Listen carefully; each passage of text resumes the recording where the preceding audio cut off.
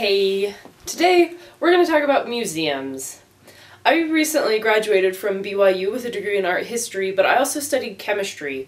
And so when I started watching The Brain Scoop recently, which is a show about a woman named Emily Grassley who works in the University of Montana Zoological Museum, I was like, oh my gosh, I love this stuff!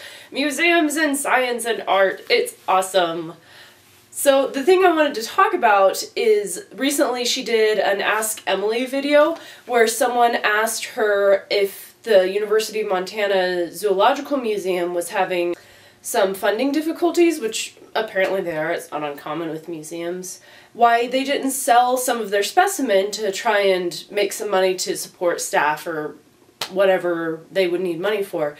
And she said that it was because it goes against ethical codes that a lot of museums follow, which is totally true, and I wanted to follow up on that, on what kinds of ethical codes and why museums don't sell their collection very often. Museums are educational institutions. They take art or science or history or cookie jars or whatever, and they open their doors to the public and they teach the public more about what their museum is about. If that's the purpose of a museum, it's understandable why one would hesitate to sell something from their collection.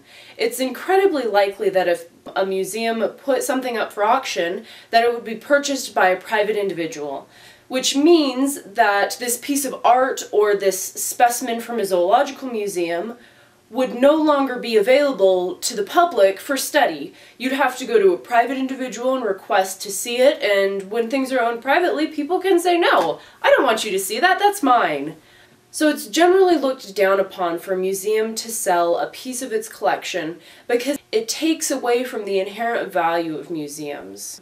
And the fact is that the vast majority of museums are underfunded. There's never really enough money to pay all of the people that need to support a museum. That's why there are so many volunteer positions in museums, and that's why museums are always asking for donations. It's not a business venture.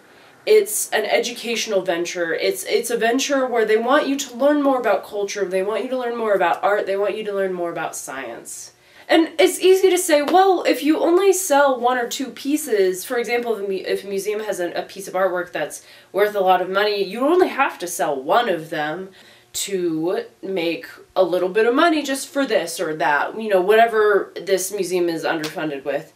But the fact is that, where do you draw the line? If you sell one specimen or you sell one piece of artwork, why don't you just sell all of it and have money? That's not the purpose of a museum. It's not to make money, it's not to make people richer financially, it's to make people richer culturally. And that's why it's so important for museums to keep their collections, because of why a museum is there. It's there for the public. It's there for the education of the public. And selling pieces of the collection takes away from that.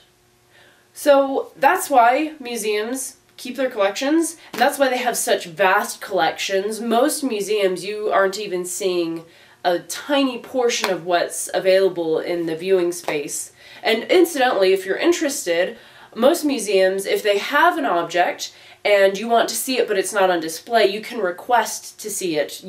They usually have specific processes that you can go through, and they'll take you to a room and show you the object if you have a reason that you want or need to see it. So that's cool. So I guess at the end of this all I want to say, museums are great, they're wonderful things. Find a local museum that you can go check out, because there's probably a really cool one in your area. Check out museums when you go on vacation, because they're awesome, guys! And that's all for today. I'll see you tomorrow. Bye.